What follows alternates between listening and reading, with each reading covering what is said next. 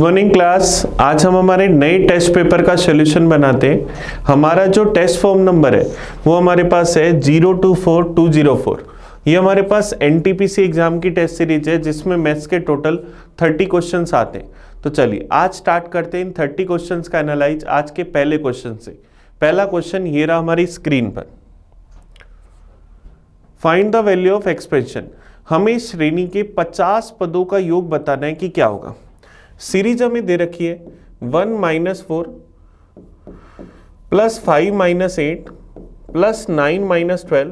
इस तरह से हमारे पास 50 स्टेप्स है। हमें इनका सम बताना है कि क्या होगा। अब देखो आप ध्यान दो तो इन दोनों स्टेप का सम क्या -3, नेक्स्ट वाले दोनों स्टेप का सम -3, इन दोनों का सम भी -3। तो अगर अपन इन दो की पेयरिंग कर रहे हैं तो हमारे पास हर किसी का सम -3 बन रहा है। तो -3 बन रहा है और ऐसे कितने स्टेप बनेंगे। 50 से दो पेयर कर दिए तो 25 बने। तो -3 × 25 तो क्या आ जाएगा -75। तो आंसर क्या आ जाएगा -75। ऑप्शन बी इसका सही आंसर आ जाएगा। चलिए नेक्स्ट क्वेश्चन की ओर बढ़ते हैं 72 नंबर की ओर।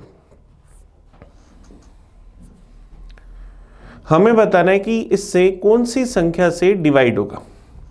हमें एक फंक्शन दे रखा है 4 की पावर 11, 4 की पावर 12, 4 की पावर 13, 4 की पावर 14 और 4 की पावर 15। अगर मैं 4 की पावर 11 कॉमन ले लूं तो 4 की पावर 0, 4 की पावर 1, 4 की पावर 2, 4 की पावर 3 और 4 की पावर 4। तो 4 की पावर 11 कॉमन लिया तो 1 + 4 + 16 + 64 + 256। तो 4 की पावर 11 इंटू के अंदर यहां से अगर अपन बात करें 320, 340 और 341 तो क्या बनेगा 4 की पावर 11 इंटू 341। अब देखो चेक करते हैं क्या 341 में 11 का भाग जा रहा है। 11 × 33 बच जाएगा, 11 जा रहा है तो 11 का भाग चला जाएगा। 20 का नहीं जा रहा, 40 का नहीं जा रहा, तो आंसर ऑप्शन ए आ गया। चलिए नेक्स्ट क्वेश्चन देखते हैं 73 नंबर। 3 साल पहले ABC की औसत आयु 27 साल थी। 5 वर्ष पहले B और C की औसत आयु 20 साल थी। तो A की वर्तमान एज बतानी है कि क्या होगी। 3 ईयर एगो हमारे पास ABC इन तीनों का एवरेज था 27 ईयर। तो प्रेजेंट के अंदर तीनों का एवरेज क्या होगा। 3 साल बढ़ जाएगा 30 साल। तो टोटल कितना आ जाएगा 30 × 90 साल। तीनों की एज का टोटल क्या आ जाएगा 90 साल। 5 साल पहले B और C की औसत आयु 20 साल थी। 5 ईयर एगो B और C की एवरेज एज हमारे पास थी 20 साल। तो प्रेजेंट में क्या होगी, दोनों 5-5 साल बड़े हो जाएंगे तो एवरेज 5 साल बढ़ जाएगा 25 साल। टोटल क्या हो जाएगा 50 साल। ABC तीनों का टोटल 90 साल, B और C का टोटल 50 साल, तो A का टोटल कितना 40 साल। तो A की एज हमारे पास क्या जाएगी 40 साल। हमारा आंसर आ जाएगा ऑप्शन सी। चलिए ये हमारे पास एज से रिलेटेड एवरेज का क्वेश्चन था। नेक्स्ट क्वेश्चन की ओर बढ़ते हैं 74 की ओर।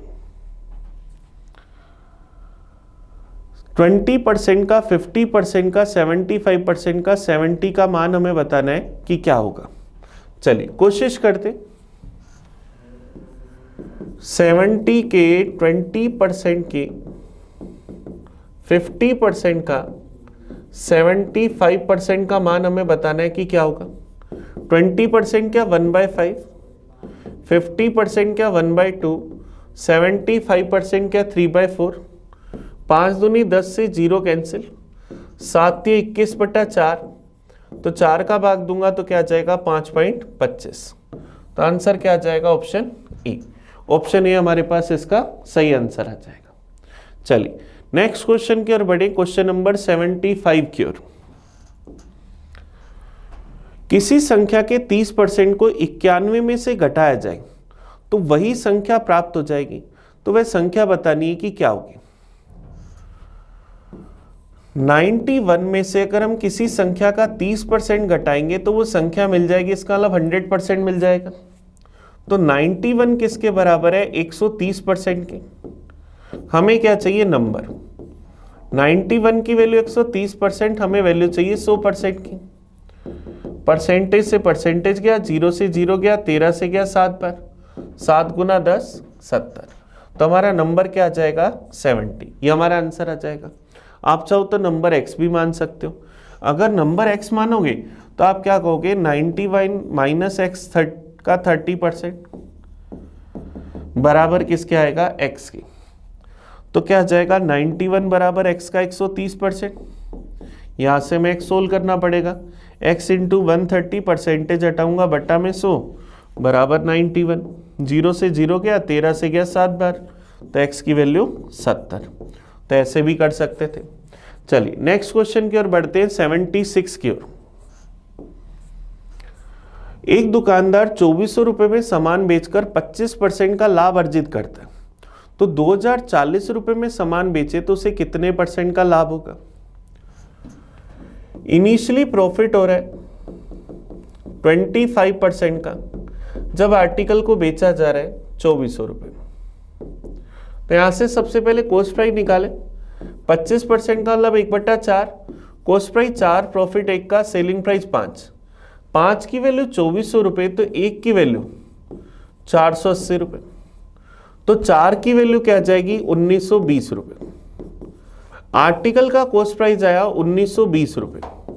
अब इस 1920 रुपए वाली चीज को हम बेचना चाह रहे हैं 2040 रुपए में। तो हमें बताना है कितने परसेंट का प्रॉफिट होगा। तो अब 2040 रुपए में बेचा तो कितना प्रॉफिट? 120 का, किस पर? 1920 पर। परसेंटेज में चाहिए, इंटू करा 100% से, 0 से 0 के। 6 से अगर इसको काट दे या 12 से काट दे, 12 से क्या 1 बार बच जाएगा मेरे पास 7, 72 चला जाएगा 6 पर। 1/16 की वैल्यू, 1/16 की अगर अपन वैल्यू देखें तो क्या आ जाएगा? 6 से 1/4% या 6.25%। ये हमारा आंसर आ जाएगा ऑप्शन ए। तो ऑप्शन ए इसका सही आंसर आ गया। आप चाहते कॉस्ट प्राइस अगर नहीं निकालना चाहते तो हमें पता है कि 125% की वैल्यू 2400 रुपए। 2040 निकाल लो कि कितने परसेंट की वैल्यू। तो यहां से 0 से 0 कैंसिल। अब अगर अपन इसको 4 से काटे तो ये चला गया 60 बार।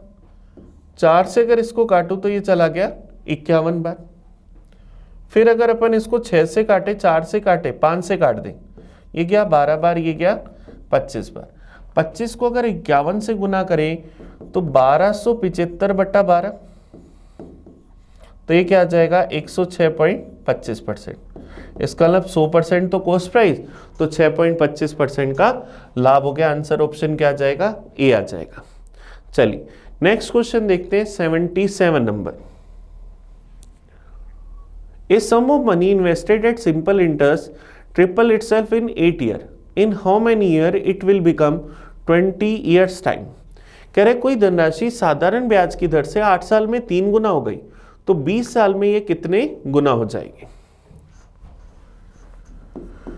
प्रिंसिपल माना 100 रुपए, टाइम है 8 ईयर, 3 गुना हो गई, इसका मतलब अमाउंट बन गई 300 रुपए। 100 से 300 रुपए बने, इसका मतलब सिंपल इंटरेस्ट मिल गया 200 रुपए। सिंपल इंटरेस्ट मिला 200 रुपए 8 सालों में, तो 1 साल का एसआई कितना हुआ? 25 रुपए। 25 रुपए 100 रुपए पर, तो रेट क्या आ गई? 25%। अब रेट आ गई 25%। हमें इसी 25% से बताना है कि 20 साल में कितने हो जाएंगे।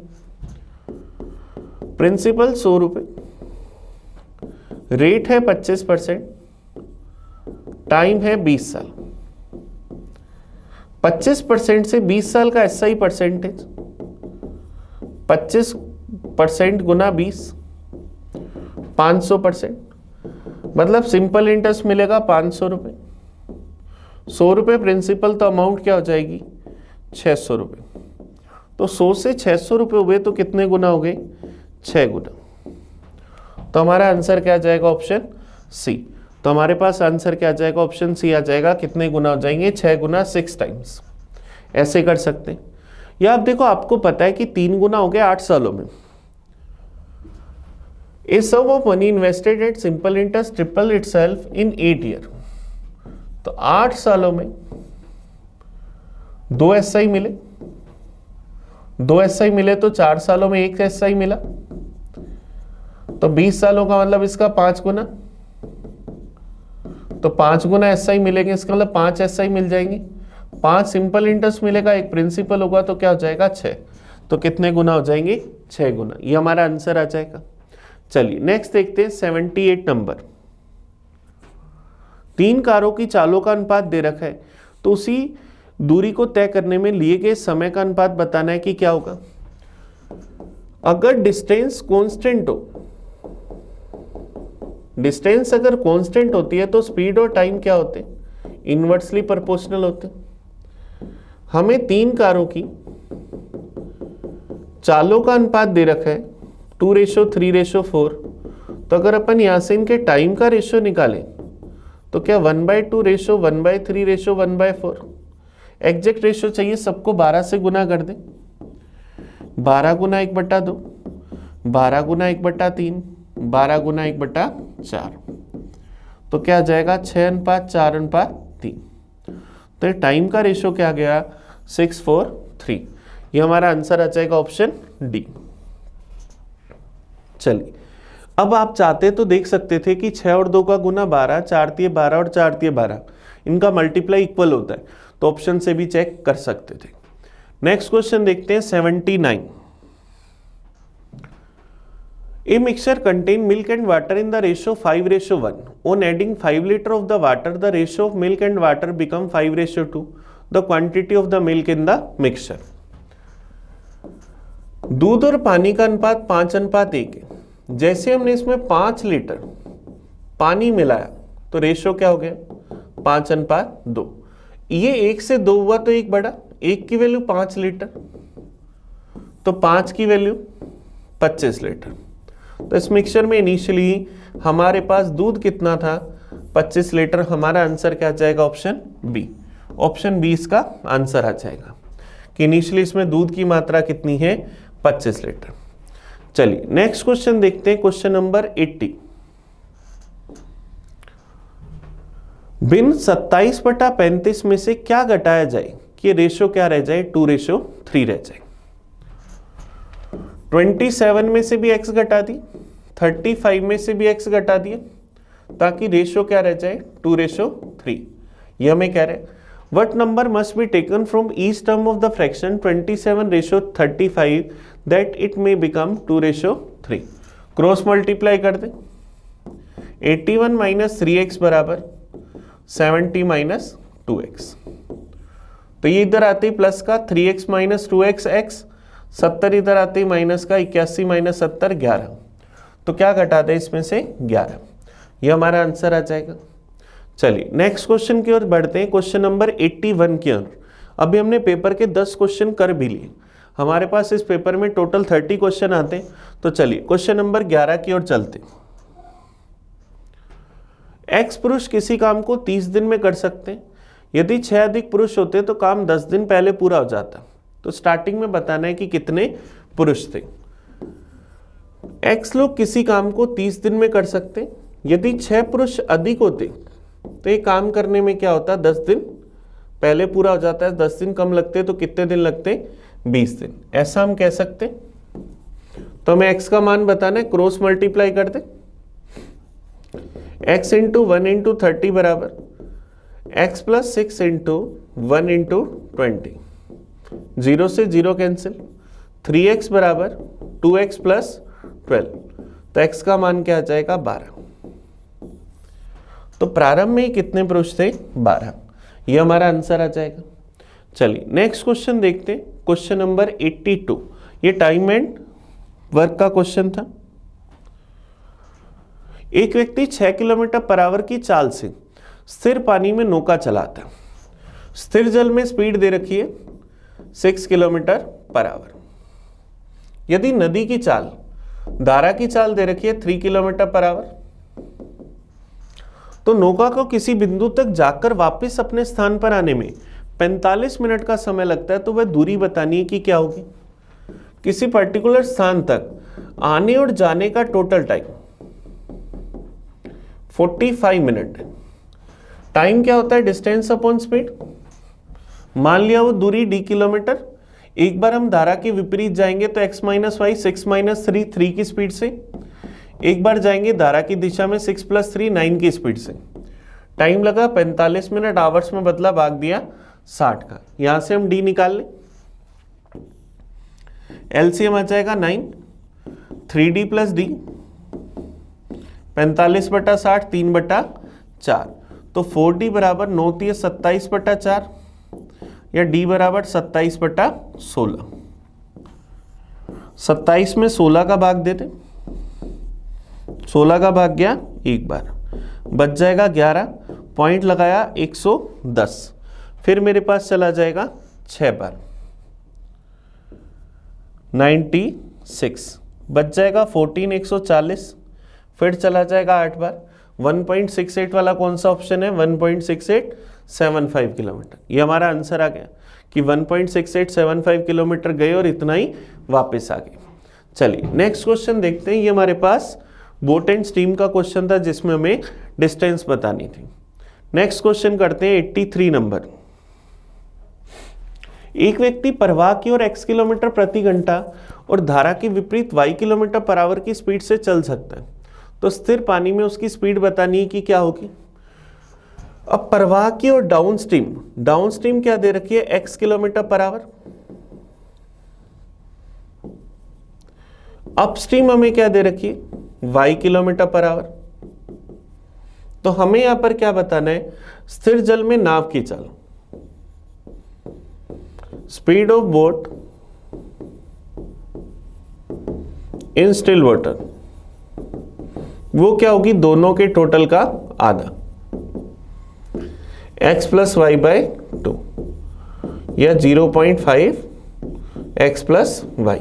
1/2 को हम 0.5 लिख सकते हैं, तो आंसर क्या आ जाएगा? Option A. ऑप्शन ए इसका आंसर आ जाएगा। जनरली हम स्पीड जो होती है बोट को उसको x से रिप्रेजेंट करते हैं, लेकिन यहाँ x पहले से ही दे रखा है तो हमने इसलिए लिखा ही नहीं। चलिए नेक्स्ट क्वेश्चन की ओर बढ़ते हैं 84 की ओर। 84 देखो हमें एक डायग्राम दे रखा है। AD is the bisector of angle BAC, AB is equal to 6, AC equal to 5, BD is equal to 3। तो हमें DC फाइंड करनी है कि क्या होगी। हमें पता है एंगल बाइसेक्टर सामने वाली भुजा को उसी अनुपात में बांटता है जिन दो भुजाओं के अनुपात से वो बना होता है। तो AB और AC का जो रेशियो होगा वही क्या होगा? BD और DC का। AB 6, AC 5, BD 3, DC find करनी, 3 से क्या? 2 बार, तो DC बराबर 5/2 या 2.5 सेंटीमीटर। तो आंसर क्या आ जाएगा? Option B. ऑप्शन बी इसका आंसर आ जाएगा। कौन समद्विभाजक सामने वाली भुजा को उसी अनुपात में बांटता है जिन दो भुजाओं के अनुपात से वो बना होता है। ये हमारे पास इसकी थ्योरम होती। चलिए नेक्स्ट क्वेश्चन की ओर बढ़ते हैं 85 की ओर। एक बेलन और एक शंकु की त्रिज्याओं का अनुपात 1:2 है। इनकी ऊंचाइयां समान है, तो हमें इनके वॉल्यूम का रेशियो बताना है कि क्या होगा। एक हमारे पास सिलेंडर है, एक कोन है, दोनों की रेडियस का रेशियो हम लोगों को दे रखा है 1:2। जो हाइट है वो सेम है, मतलब 1:1 में है। तो वॉल्यूम का रेशियो बताना है। सिलेंडर का वॉल्यूम होता है πr²h, कोन का वॉल्यूम होता है 1/3 πr²h। पाई 1 का स्क्वायर 1, h की जगह 1, 1/3 पाई r2 2 का स्क्वायर 4, h की जगह 1, पाई से पाई कट गया। 1:4/3 या एग्जैक्ट रेशियो चाहिए तो 3 से गुना कर दिया, 3:4। तो इनके वॉल्यूम का रेशियो क्या हो जाएगा? 3:4। ये हमारा आंसर आ जाएगा। चलिए नेक्स्ट क्वेश्चन की ओर बढ़ते हैं। Question number 86। एक कमरे की लंबाई चौड़ाई ऊंचाई का अनुपात दे रखा है, इसका वॉल्यूम दे रखा है, तो हमें इसकी चौड़ाई बतानी है कि क्या होगी। LBH का रेशियो हमारे पास है 3:2:1। मान लिया लंबाई 3x, चौड़ाई 2x और हाइट 1x। वॉल्यूम क्या होता है L into B into H, तो 3x into 2x into 1x बराबर हमें दे रखा है 1296 मीटर क्यूब। तो 6x क्यूब बराबर 1296, तो x क्यूब बराबर 216, तो x का मान 6 मीटर। तो चौड़ाई चाहिए तो 6 दूनी 12, तो आंसर क्या आ जाएगा, इसकी चौड़ाई 12 मीटर। ऑप्शन डी इसका आंसर आ जाएगा, क्योंकि हमें पता है क्यूबॉइड का वॉल्यूम क्या होता है L into B into H. Next देखते हैं 87 नंबर।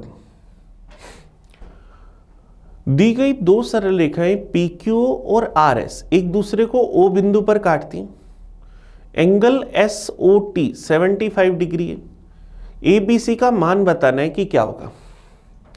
अब देखो इस डायग्राम को देखोगे तो A बराबर 4B, ये एंगल B है, तो 75 प्लस B बराबर 2C। ऐसा हम कह सकते हैं। हमें पता है किसी भी एक बिंदु पर बनने वाले सारे कोणों का योग कितना होता है, 360 डिग्री। तो 4B plus 2C plus A plus 75 plus B किसके बराबर होगा, 360 डिग्री के। अब 4B और A बराबर है, तो 4B B की टर्म में रखते हैं सबको, 2C की जगह 75 प्लस B, प्लस के अंदर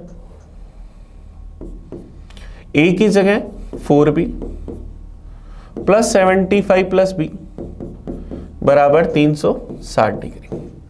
तो 4B 4B 8B plus 2B 10B, 150 degree उधर जाते ही माइनस का, तो 210 डिग्री। तो B का मान 21 डिग्री। B का मान 21 डिग्री, तो 4B का मान 84 डिग्री, A का मान भी 84 डिग्री। B का मान अगर 21 डिग्री, तो मेरे पास A का मान 84 आया, B का मान 21 आया, ये ऑप्शन इसमें, तो C का मान क्या आ जाएगा, 48, ये हमारे पास आ जाएगा। और आप चाहते तो सिर्फ इस लाइन को अगर देखते तो यहां पर ये जो सारे एंगल बन रहे इनका सम क्या होना चाहिए, 180 डिग्री। तो 4B प्लस 75 प्लस B बराबर 180 डिग्री।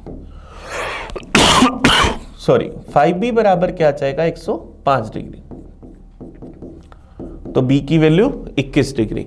अब B की वैल्यू 21 डिग्री A के ऑप्शन में है, तो ऑप्शन ए हमारा आंसर आ जाएगा। चलिए नेक्स्ट देखते हैं क्वेश्चन नंबर 88। हमें इसकी वैल्यू बतानी है कि क्या होगी। चलिए कोशिश करते हैं। आप सब लोगों को शायद एक छोटा सा फॉर्मूला पता हो, A plus B plus C का whole cube, A cube plus B cube plus C cube plus 3A plus B, B plus C और C प्लस A। तो यहां से अगर A plus B plus C का whole cube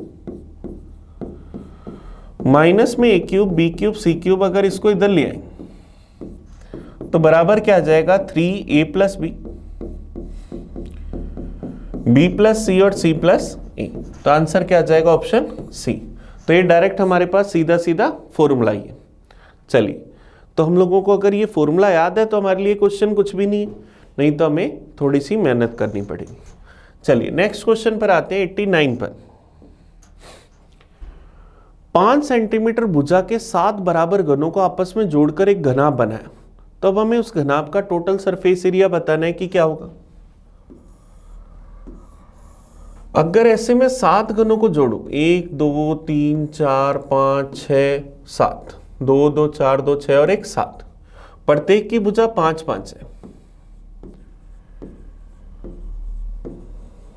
तो लंबाई कितनी हो जाएगी, 10 20 30 35।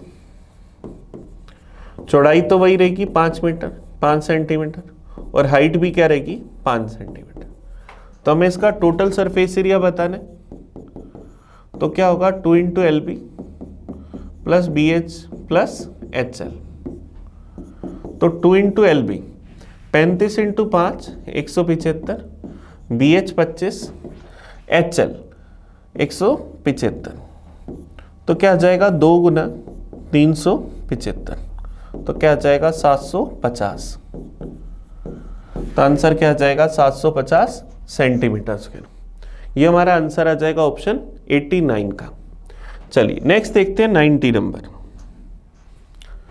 120 डिग्री के कोण पर झुकी हुई सड़कों पर दो व्यक्ति भिन्न भिन्न दिशाओं में, एक इधर जा रहा है एक इधर जा रहा है, 3 किलोमीटर पर आवर की स्पीड से और 2 किलोमीटर पर आवर की स्पीड से चलते हैं। 4 घंटे के बाद ये मान लो यहां पहुंचा, ये यहां पहुंचा, इनके बीच की दूरी बतानी कि क्या होगी। तो देखो ये 3 की स्पीड से 4 घंटे में कितना चलेगा 12 किलोमीटर, दूसरा व्यक्ति 2 की स्पीड से 4 घंटे में 8 किलोमीटर, दोनों के बीच में एंगल 120 डिग्री। तो हमें क्या करना है, इस C का मान बताना है कि क्या होगा। तो देखो आप कोसाइन रूल अगर जानते हो, कोस 120 डिग्री बराबर 12 का स्क्वायर प्लस 8 का स्क्वायर माइनस के अंदर जो दूरी बतानी है उसको मान लिया C का स्क्वायर अपॉन में 2 गुना 12 गुना 8। कोस 120 डिग्री क्या 90 degree plus 30 degree. Second quadrant में कोस नेगेटिव, 90 प्लस 30 पर कोस साइन में चेंज, तो साइन 30 डिग्री का मान 1/2, तो माइनस का 1/2 बराबर 144 प्लस 64 माइनस C स्क्वायर बटा में 2 गुना 96, 2 से 2 कट गया, 96 ऊपर आ गया, माइनस का 96, ये मेरे पास क्या जाएगा 210 माइनस C स्क्वायर, तो C स्क्वायर बराबर 210 प्लस 96, C स्क्वायर बराबर 306।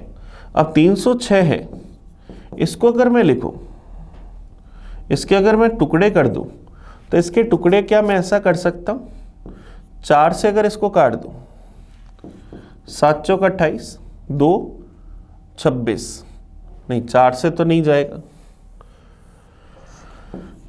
C स्क्वायर बराबर हमारे पास क्या गया 306 आ गया। तो C स्क्वायर का मान अगर अपन इसको रूट में निकालें तो 2 से चला गया 153, 153 के फिर 3 टुकड़े करूं तो 3 से काट दूं, 306 के अपन इस तरह से टुकड़े कर लेते हैं,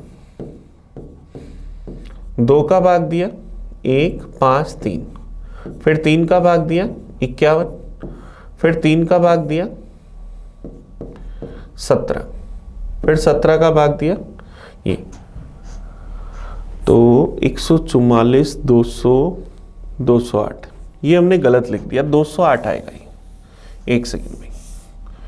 यहां से अगर इसको सोल्व करेंगे तो माइनस का 96 बराबर 208 माइनस C स्क्वायर, तो C स्क्वायर बराबर 208 प्लस 96, तो क्या जाएगा 304। तो अब हमें इस 304 के टुकड़े करने, 304 के टुकड़े करने, तो C स्क्वायर तो 304 है, इसको रूट में लाएंगे, 304 के अगर टुकड़े करें तो 2 से गया 1 5 2, फिर 2 से गया 76, फिर 2 से गया 38, फिर 2 से गया 19, तो क्या C का मान रूट में 4 गुना 4 गुना 19, तो C की वैल्यू क्या आ जाएगी 4√19, तो इन दोनों के बीच की दूरी क्या आ जाएगी 4√19 किलोमीटर, ये हमारा आंसर आ जाएगा। चलिए तो अभी हमने पेपर के 20 क्वेश्चन कर लिए, मतलब हम 2/3 पोर्शन कर चुके। चलिए नेक्स्ट क्वेश्चन की ओर बढ़ते, क्वेश्चन नंबर 91 की ओर।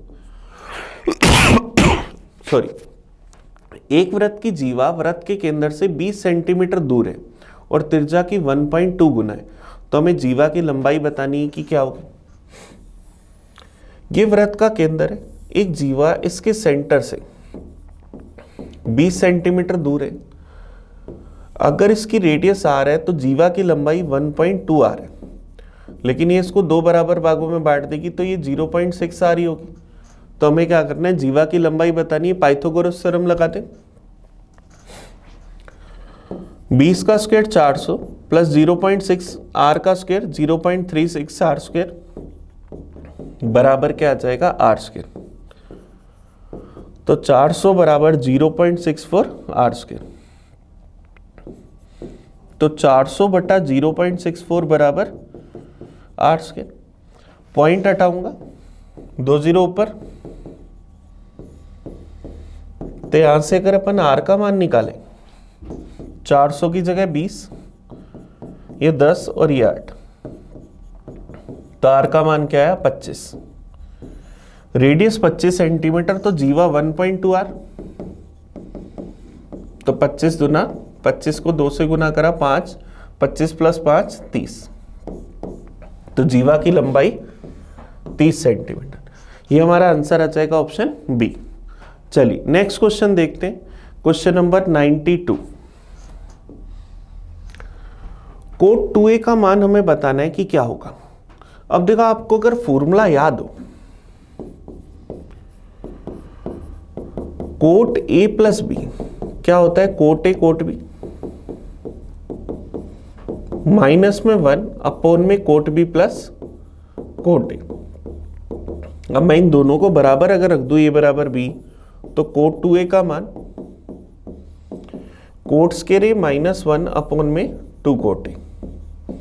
अब ये देख लो आपके पास किस ऑप्शन के अंदर है, ऑप्शन सी के अंदर।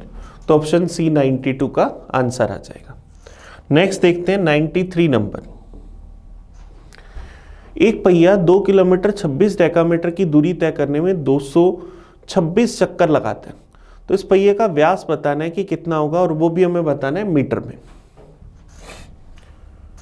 हमें पता है डिस्टेंस दे रखी है 2 किलोमीटर 26 डेकामीटर। 2 किलोमीटर का मतलब 2000 मीटर, 26 डेकामीटर का मतलब 260 मीटर। तो दूरी कितनी आ गई, 2260 मीटर।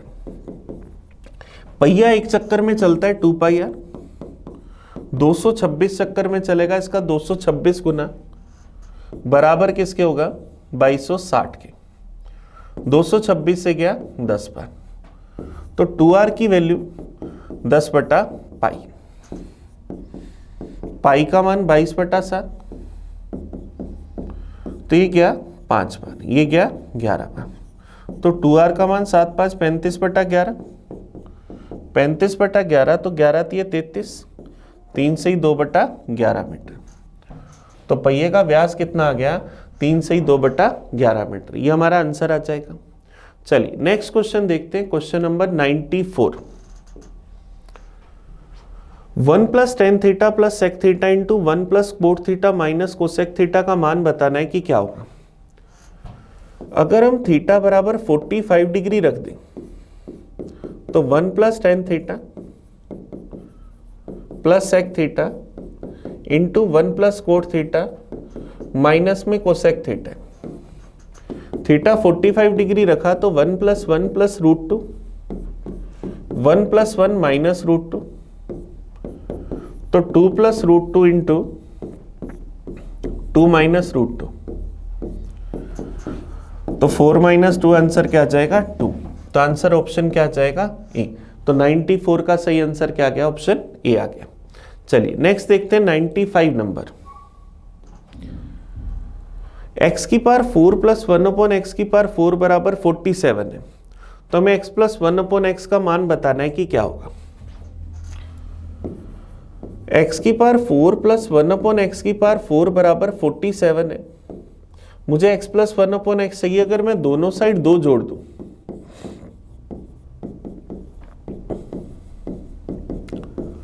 तो ये क्या बनेगा, x square plus 1 upon x square का होल स्क्वायर बराबर 49। तो x square plus 1 upon x square बराबर 7। अब फिर दोनों साइड अगर 2 जोड़ दें,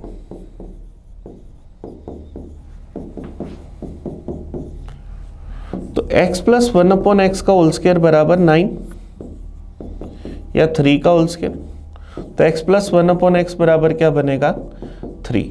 और क्वेश्चन के अकॉर्डिंग मेरे पास प्लस माइनस वाले दोनों ऑप्शन है, तो क्या आ जाएगा +-3, ये हमारा आंसर आ जाएगा। चलिए नेक्स्ट क्वेश्चन देखते हैं 96 नंबर। tan स्क्वायर x बराबर 1 + 2 tan स्क्वायर y, x और y पॉजिटिव एक्यूट एंगल है, तो हमें 2 cos x minus cos y बताना है कि किसके बराबर होगा। चलिए कोशिश करते। tan स्क्वायर x बराबर 1 + 2 tan स्क्वायर y, ये हमें दे रखा है। हमें ये वाली टर्म चाहिए कि क्या होगी। अब देखो आपको देखना है कि tan स्क्वायर है तो रूट स्क्वायर हटाना है, मतलब रूट करना है, और tan को कोस में बदलना है। इसका मतलब पहले सेक में बदलेंगे फिर कोस में बदलेंगे। तो अगर मैं tan को सेक में बदलूं, tan स्क्वायर x को क्या मैं sec स्क्वायर x -1 लिख सकता हूं। 1 + 2 इसको क्या मैं sec स्क्वायर y -1 लिख सकता हूं। तो sec स्क्वायर x -1 बराबर 1 + 2 sec स्क्वायर y -2। तो sec स्क्वायर x माइनस का 1 इधर आते ही प्लस का 2 से 2 कट जाएगा, बराबर क्या आएगा 2 sec स्क्वायर y। अब यहां से अगर मैं इसका रूट कर दूं तो क्या sec x बराबर √2 sec y। 1/sec x को लिखा 1/cos x बराबर √2/cos y, क्रॉस मल्टीप्लाई करा cos y बराबर √2 cos x, इसको इधर ले आया √2 cos x minus cos y बराबर क्या आ जाएगा 0। ये हमारा आंसर आ जाएगा। तो ये हमारा किसके बराबर आएगा 0 के। चलिए नेक्स्ट क्वेश्चन देखते हैं, क्वेश्चन 97। ये हमें एक नंबर दे रखा है, हमें कह रहा है ये it's divisible by both 8 and 11 where m and r single digit integers then the value of m and n are। ये संख्या हमें कह रहा है कि 8 और 11 दोनों से डिवाइड है, तो हमें क्या करना है m और n का मान बताना है। 8 से डिवाइड का रूल होता है लास्ट के 3 डिजिट में 8 का भाग जाना, तो 6 7 n में 8 का भाग दिया, 8 बार गया 64, बच गया 3 के बाद अब क्या नंबर लिखूं, 32 होगा तभी पूरा पूरा भाग जाएगा। तो n का मान क्या आया 2। अब n का मान 2 आया तो n के मान 2 वाला एक ही ऑप्शन है, ऑप्शन सी हमारा आंसर होगा। आप चाहो तो चेक कर लो, 4 m की जगह 5 रख दो,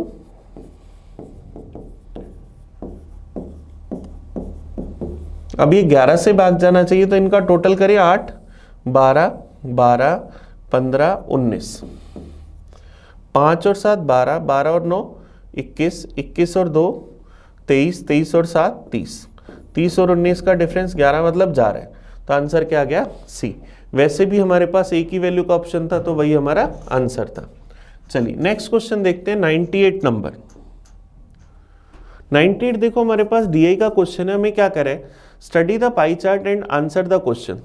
टोटल स्टूडेंट्स हमें दे रखे हैं 500, percentage distribution of student in difference courses, अलग अलग कोर्सेज के अंदर हमें इनका डिस्ट्रीब्यूशन दे रखा है।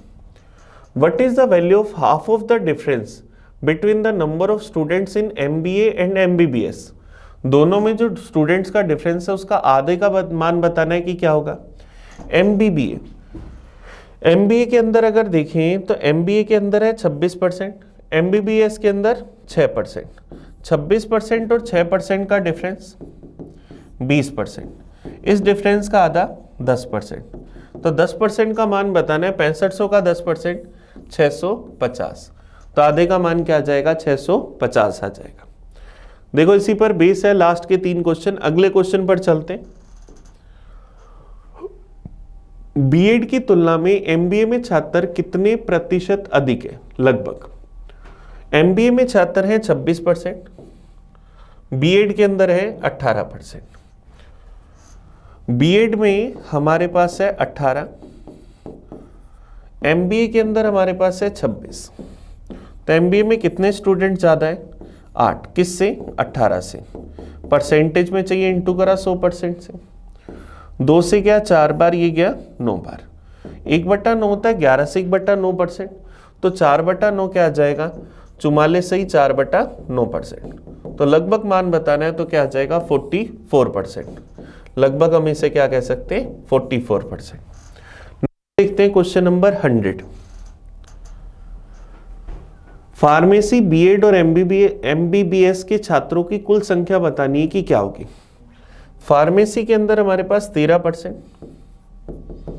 बीएड के अंदर 18%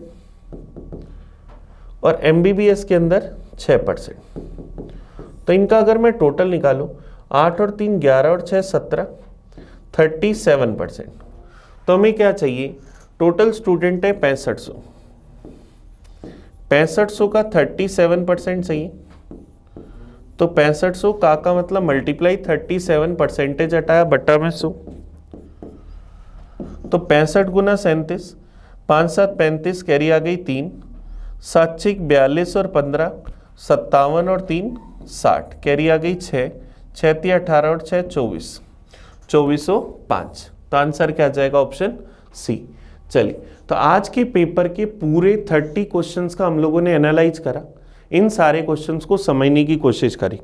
कहीं भी किसी क्वेश्चन में आपको कहीं कोई डाउट लगे, कोई कन्फ्यूजन हो तो आप मुझे बताना, मैं आपको उसका रिप्लाई करूंगा। तो हम मिलेंगे नए पेपर में नए सॉल्यूशन के साथ। तब तक थैंक यू। मैं आपका अपना प्रिंस।